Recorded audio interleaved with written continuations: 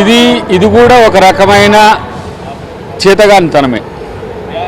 ఇలా నేను చూసిన మొన్న మహా న్యూస్ మీద దానికి సంబంధించి కానీ నిన్న ఏబిఎన్ మీద ఇచ్చిన వాటి కూడా ఏబిఎన్ కానీ లేదంటే ఆంధ్రజ్యోతి కానీ ఉద్యమ కాలంలో ఏం చేసింది ఎట్లా చేసింది అనేది నీకు తెలియకపోవచ్చు, మీ అయ్యనాడు. ఎందుకంటే నీకు కొన్ని తెలుసు, నువ్వు 2006 నుంచో ఎప్పటి నుంచో వచ్చున్నావు. కానీ ఏబిఎన్ ఆంధ్రజ్యోతి ఏం చేసింది, రాధాకృష్ణ గారు ఏం చేసింది అనేది నీకంటే నువ్వు అప్పుడు ఇంకా చిన్నవి, వాళ్ళిద్దరు ఫ్రెండ్స్ ఉన్నప్పుడు. కానీ వాళ్ళని అడిగితే తెలుస్తుంది ఉద్యమానికి చేసిన దన్ను ఎట్లా ఉన్నది.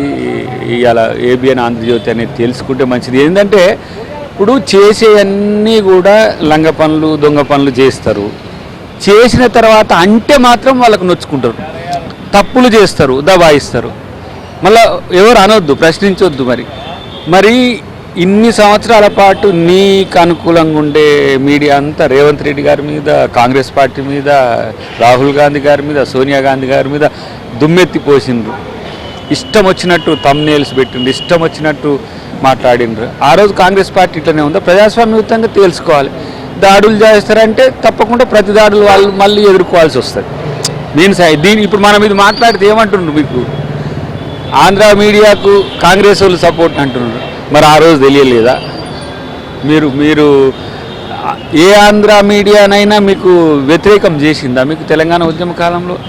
మీకంటే బీఆర్ఎస్ వాళ్ళకు ఉద్యమానికి కాదు, తెలంగాణ చేసిన నాయకునిగా నేను కూడా ఉన్నా కదా.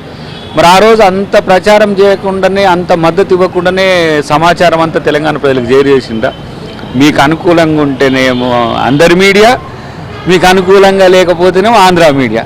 ఇలాంటి పనికిరాని చెత్త ఎందుకురా బాబు, ఎవరు పట్టించుకోరు.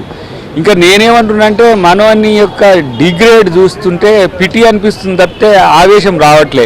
ఇంత దిగజారుడికి ఎందుకు పోతున్నాడు? మరి నేను గతంలో కూడా చెప్పినా కదా, ఈయనని ఎవరు ఈ స్థాయికి దిగజార్చే ఆలోచనలు ఇస్తున్నారో. కానీ అది మంచి పద్ధతి కాదు.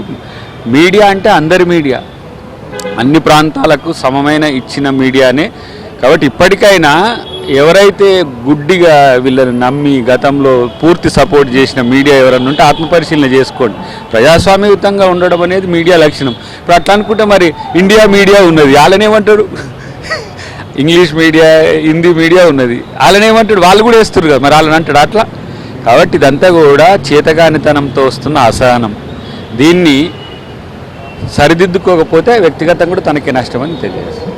మొత్తానికైతే అసెంబ్లీ వేదికగా చర్చించుకోవాలి తప్ప ఏదో తాను ఒక వేదిక పెట్టి అక్కడికి ముఖ్యమంత్రిని పిలవడం ఇది పూర్తిగా తప్పని కాంగ్రెస్ పార్టీకి సంబంధించినటువంటి నేతలు చెప్తా ఉన్నారు.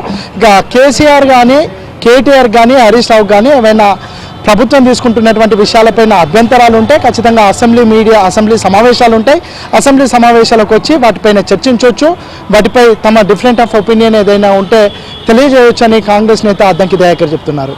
వీడియో జర్నలిస్ట్ రాజీవ్తో సిద్ధార్థ, ఏబిఎన్ ఆంధ్రజ్యోతి, హైదరాబాద్.